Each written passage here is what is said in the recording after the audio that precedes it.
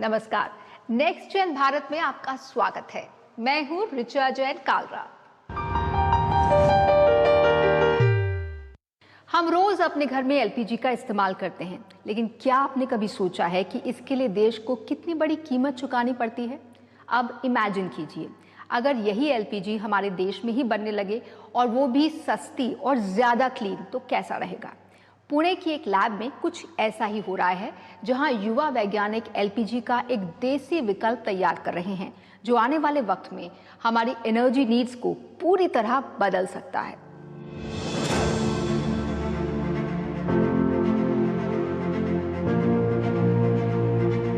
आप और हम अपने घरों में एलपीजी सिलेंडर का इस्तेमाल करते हैं, लेकिन हमारा देश उसके लिए हजारों करोड़ रुपए अपने फॉरेन एक्सचेंज से देता है।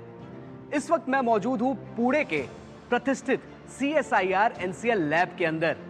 यही बना है भारत का सबसे पहला स्वदेशी एलपीजी का अल्टरनेटिव DME यानी डाई मिथाइल ईथर। तो चलिए देखते हैं कि ये कैसे बनता है और ये हमारे देश के पैसे को कैसे बचाएगा।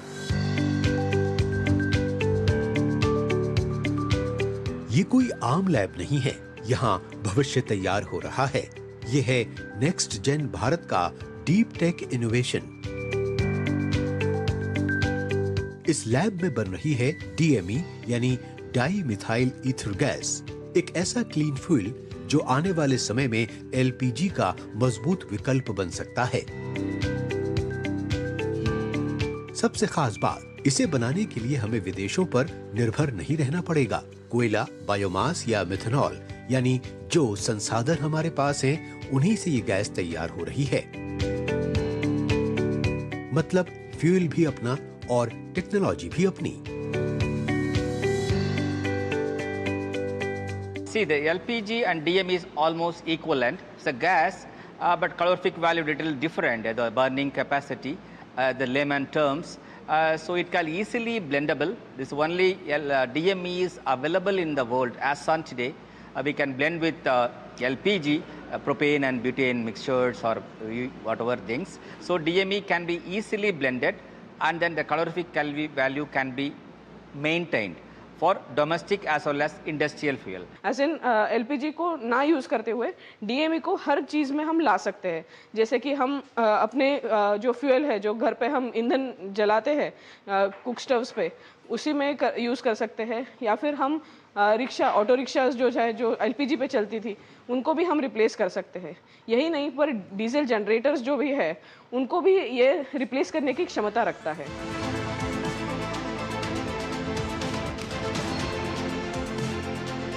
जरा इस नीली लपट को गौर से देखिए। ये कोई आम आग नहीं है, ये आत्मनिर्भर भारत की पहचान है। ये गैस इतनी क्लीन है कि इससे जीरो पोल्यूशन होता है। और सबसे मजेदार बात क्या है पता है? NCL रातों रात आपके गैस सिलेंडर को नहीं बदलेगा। इनका मास्टर प्लान है ब्लेंडिंग का। अब ये ब्लेंडिंग क्या है और इससे हमारी इकोनॉमी रॉकेट कैसे बनेगी, चलिए जानते हैं। यानी DME को पूरी तरह रिप्लेस नहीं किया जाएगा, बल्कि शुरुआत होगी LPG के साथ मिलाकर। पहले 20% DME और 80% LPG। और सबसे अच्छी बात, आपको अपना चूल्हा या सिलेंडर बदलने की जरूरत ही नहीं पड़ेगी। लेकिन फायदा सीधा देश को, क्योंकि इससे LPG का इंपोर्ट सीधे 20% तक कम हो सकता है। अगर हम 0 से 20% तक DME ये LPG में मिक्स करके यूज़ करते हैं घरेलू उपकरणों में, जैसे घरेलू LPG या घरेलू बाकी चीज़ों में, तो हम विश्वास के साथ ये कह सकते हैं कि इंडिया अपना खुद का काफ़ी हद तक जो खर्च होने वाला विदेशी भंडार है वो बचा सकता है। और विदेशी मुद्रा में एक तरीके से जो पड़ने वाला तनाव है, वो इस तरीके से हम एनर्जी सेक्टर में मिनिमम हम कम कर सकते हैं।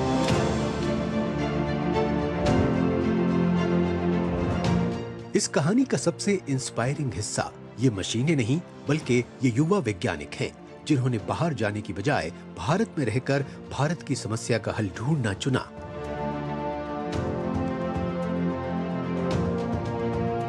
ये नई पीढ़ी सिर्फ किताबों में टेक्नोलॉजी नहीं पढ़ रही, बल्कि उसे बना भी रही है। और वही टेक्नोलॉजी कल देश की एनर्जी सिक्योरिटी तय करेगी।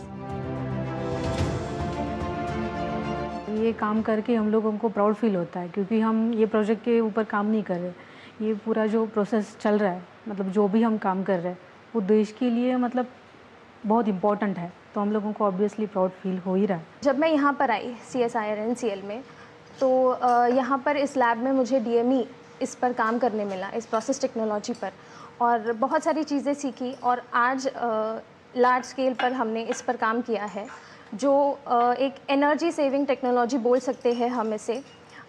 इससे लोगों को, सोसाइटी को बहुत मदद हो सकती है।